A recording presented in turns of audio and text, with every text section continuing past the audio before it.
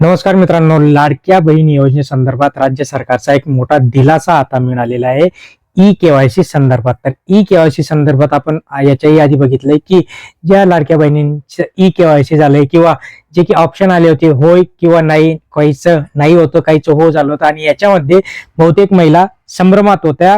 म्हणूनच आता राज्य सरकारचा एक मोठा निर्णय आला आहे की ज्या लाडक्या बहिणींचं ई केवायसी चुकलेलं आहे अशा लाडक्या बहिणींसाठी आता अंगणवाडी सेविकांमार्फत प्रत्यक्ष पडताळणी करण्याच्या सूचना देण्यात आल्या आहेत.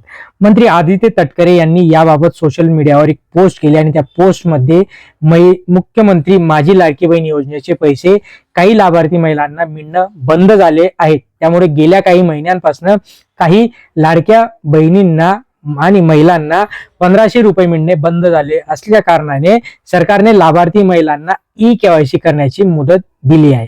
आता या संदर्भात दिली होती पण काही महिलांचं ते झालं नाही तर काहींचं ते अटकलं होतं.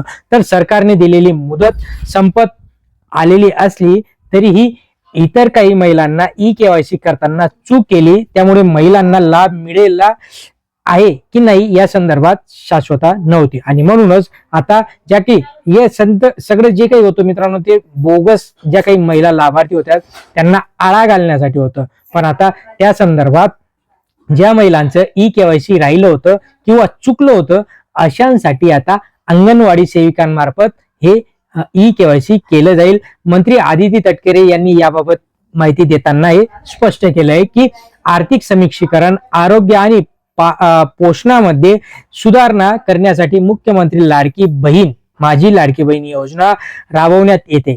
या योजनेच्या प्रभावी अंमलबजावणीसाठी आणि पुढचा जो काही हप्ता आहे त्या हप्त्याची तरतूद देखील करण्यासाठी राज्य सरकारने त्यासाठीचा जो काही पैसा आहे तो पैसा देखील आता बाजूला काढून ठेवला आहे. म्हणजे लवकरात लवकर लाडक्या बहिणींना पुढचा हप्ता मिळणार आहे आणि आता टेन्शन घ्यायची गरज नाही.